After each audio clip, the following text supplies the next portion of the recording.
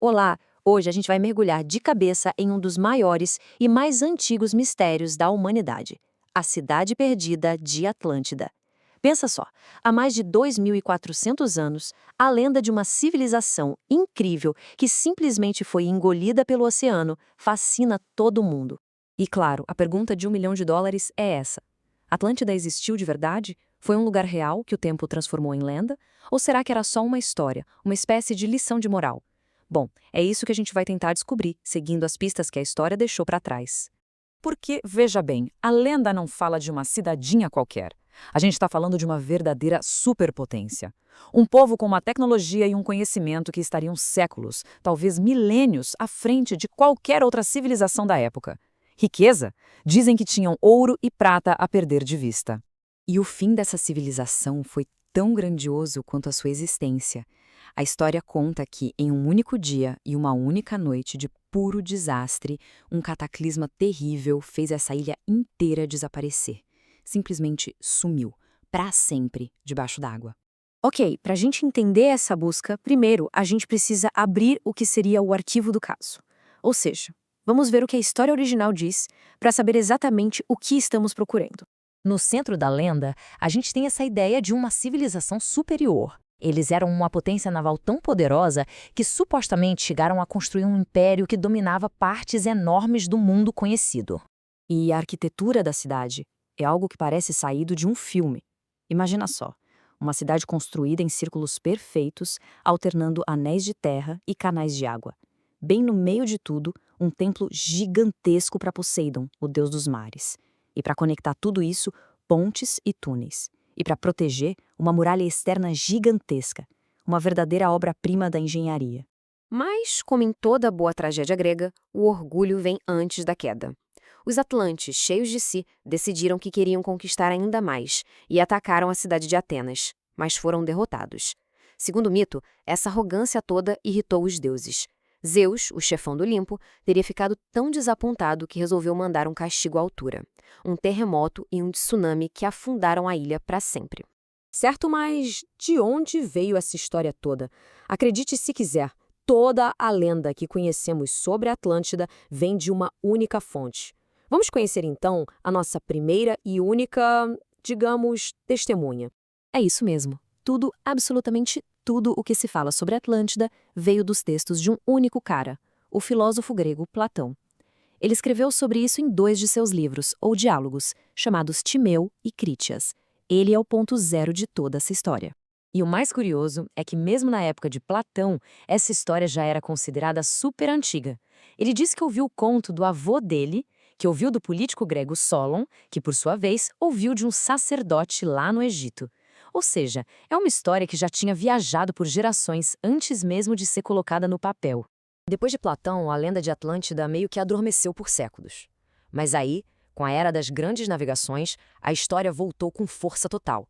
E o local da busca mudou. E muito. A pista original dizia que Atlântida ficava além dos pilares de Hércules. Para os gregos antigos, isso provavelmente significava algum lugar ali mesmo, no mar Mediterrâneo. Mas séculos depois, os exploradores europeus olharam para o mapa e pensaram: peraí, e se os pilares de Hércules forem o Estreito de Gibraltar? Com essa simples mudança de interpretação, a caça ao tesouro saiu de um mar fechado e explodiu para dentro do gigantesco Oceano Atlântico. E o que eles encontraram do outro lado do Atlântico? Um novo mundo. Quando os europeus deram de cara com civilizações super avançadas como os maias e os astecas, eles precisavam de uma explicação. E qual foi uma das teorias? Que esses povos poderiam ser descendentes dos sobreviventes de Atlântida. E isso nos traz para os tempos mais recentes, onde a tecnologia permitiu que a busca se aprofundasse de verdade.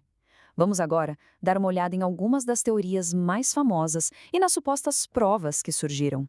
Uma das teorias mais fortes e que muitos historiadores consideram plausível é que a história de Platão não era um mito, mas uma memória distorcida de um evento real, a destruição da civilização minoica.